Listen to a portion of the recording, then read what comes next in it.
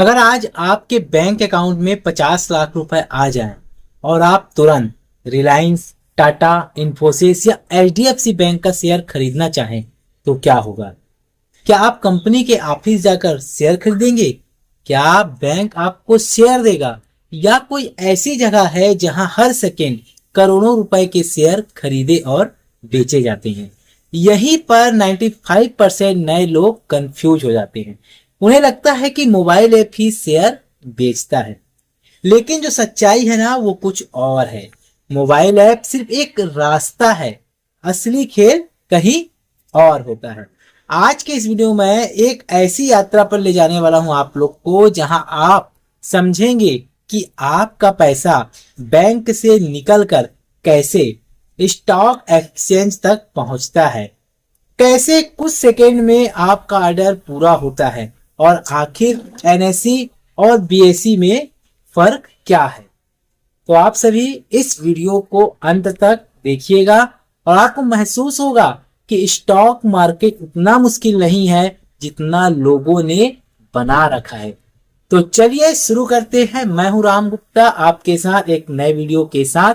दोस्तों, अगर किसी बच्चे से पूछा जाए, एक उदाहरण के तौर में आपको समझा रहा हूं कि अगर किसी बच्चे से पूछा जाए कि शेयर कहाँ मिलते हैं, तो वो शायद बोलेगा मोबाइल ऐप में, क्योंकि आज हम grow, Zerodha, Upstox, angle one जैसे बहुत सारे ऐप देखते हैं और चलाते हैं।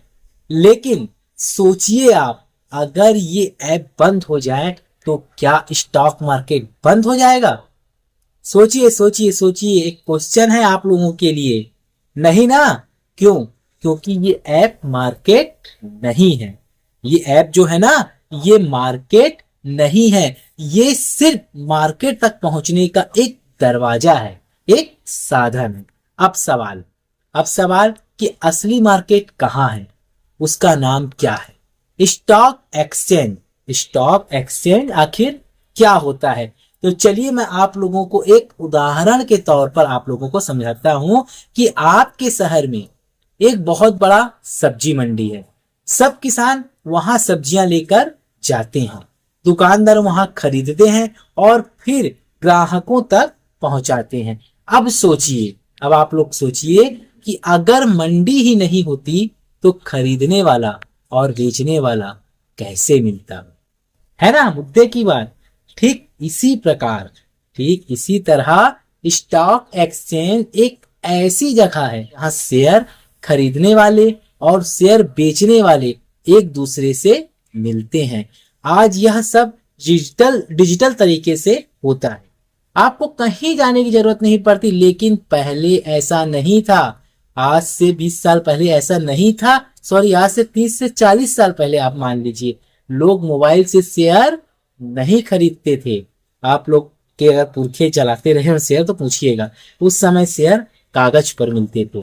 लोग ब्रोकर के ऑफिस जाते थे, फॉर्म भरते थे और कई दिन इंतजार करते थे, और फिर जाकर उन्हें शेयर मिलता था और शेयर का कागज उनके घर पर आता था। अगर वह कागज खो गया तो बड़ी परेशानी हो सकती थी। इसलिए इस पूरे सिस्टम को धीरे धीरे डिजिटल बना दिया गया और आज आपके सारे शेयर डीमेट अकाउंट में सुरक्षित रहते हैं। आप लोग को बता दें, जो भारत में 2 बड़े स्टॉक एक्सचेंज ही क्यों हैं? अब सबसे बड़ा सवाल यही है कि अगर स्टॉक एक्सचेंज इतना जरूरी क्यों है और ये कितने हैं? तो आप लोग को जानना चाहिए कि भारत में 2 स्टॉक एक्सचेंज है। जो पहला है बॉम्बे स्टॉक एक्सचेंज यानी बीएसई, इसको बॉम्बे स्टॉक एक्सचेंज कहते हैं। दूसरा है नेशनल स्टॉक एक्सचेंज यानी एनएसई। और दोनों का जो काम है ना लगभग एक जैसा है, लेकिन दोनों की अपनी अलग पहचान है।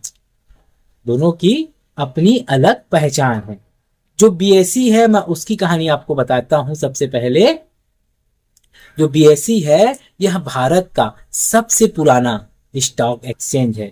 इसकी जो शुरुआत है ना 19वीं सदी में हुई थी। 19वीं सदी में हुई थी, और जब भारत में उद्योग व्यापार बहुत बढ़ रहे थे, तब शेयरों की खरीदी बिक्री के लिए एक व्यवस्थित बाजार की जरूरत पड़ी और धीरे धीरे भारत के सबसे बड़े वित्तीय केंद्रों में से एक बीएसई बन गया। अब बात करते हैं, आज भी हजारों कंपनियां बीएसई पर सूचीबद्ध है, फिर एनएसई क्यों आया? अब सोचिए, अगर एक ही एक्सचेंज हो तो कंपटीशन कैसे होगा, इसलिए बाद में एनएसई शुरू किया गया। एनएसई ने पूरी ट्रेडिंग को आधुनिक और तेज बना दिया और ऑनलाइन ट्रेडिंग को बढ़ावा मिला। आज भारत में बड़ी संख्या में ट्रेडिंग ऑर्डर एनएसई के माध्यम से पूरे होते हैं। अगला सवाल, अगर रिलायंस दोनों एक्सचेंज पर लिस्ट है तो मैं कहां से खरीदूं? ये सवाल आप लोग के साथ रहता है और हर भारतीय और हर जो शेयर मार्केट में इन्वेस्टर्स के साथ में उसके मन में आता है, और इसका जवाब बहुत ही ज्यादा आसान है, जिसे सुनकर आप भी हैरान रह जाएंगे। तो चलिए वीडियो के अंत तक बने रहें और पूरा इसे सुनिए। उससे पहले आप लोगों को समझना होगा कि आपका ऑर्डर मोबाइल से निकलकर, जो आप ऑर्डर करते हैं ना एनएसई बीएसई किसी भी साइड में, वो मोबाइल से निकलकर आखिर जाता कहाँ है और 2 सेकेंड के अंदर आखिर वो पूरा कैसे हो जाता है, ये आप लोग के दिमाग में चलता होगा। यहीं से स्टॉक मार्केट का असली खेल शुरू होता है। तो दोस्तों, अगले भाग में जो नेक्स्ट वीडियो आएगा उसमें मैं आपको समझाऊंगा कि जो आपका ऑर्डर बैंक से एनएसई बीएसई तक कैसे पहुंचता है, ब्रोकर क्या करता है और बाई बटन के बाद 5 सेकेंड में क्या क्या होता है, निफ्टी और सेंसेक्स क्या है। अगले वीडियो पे निफ्टी और सेंसेक्स का भी बताऊंगा। अभी आपने एनएसई बीएसई के बारे में समझ गए। अभी आप एनएसई और बीएसई के बारे में अच्छे से समझ गए। आशा करता हूं मैं आप लोगों को मेरे द्वारा बताई गई सारी जानकारियां अच्छी लग रही होगी और आपको अच्छी तरह से समझ में आ गया जो बात हम आप लोगों को सूचीबद्ध तरीके से बता रहे हैं। अगर आपका कोई भी डाउट है तो आप कमेंट करके हमसे जरूर पूछिएगा। लेकिन अगर आप एक नए इन्वेस्टर हैं, एक नए निवेशक हैं, तो हमारे द्वारा बताई गई सारी जानकारियों को अच्छे से सुन लीजिए, देख लीजिए, समझ लीजिए। उसके बाद ही आप स्टॉक मार्केट पे कदम रखिए ताकि आपको कभी भी लॉस ना हो और आप एक प्रॉफिट बनाकर, बैलेंस बनाकर चलें, क्योंकि बहुत ही अच्छी चीज है जो मैं आप लोगों को विस्तार से समझा रहा हूं। पुनः आग्रह, अगर आप लोगों ने अभी तक हमारे चैनल को सब्सक्राइब नहीं किया है तो सब्सक्राइब कर लीजिए, बेल आइकन को ऑन कर दीजिए, कहीं हमारे द्वारा कोई बताई गई जानकारी आपसे मिस ना हो जाए जिसके कारण आपको नुकसान उठाना पड़ जाए। आशा करते हैं आप लोगों को ये जानकारी अच्छी लगी होगी। अगर आप सभी इस चैनल पे नए हैं तो चैनल को जल्दी से सब्सक्राइब करके बेल आइकन को ऑन कर लीजिए, नोटिफिकेशन को ऑन कर लीजिए, और आप चाहें तो हमारे इस चैनल के पर्सनल मेंबर्स भी बन सकते हैं ज्वाइन बटन को क्लिक करके। मिलेंगे अगली बार एक नई खास वीडियो के साथ, तब तक के लिए बहुत बहुत धन्यवाद। जय श्री राम।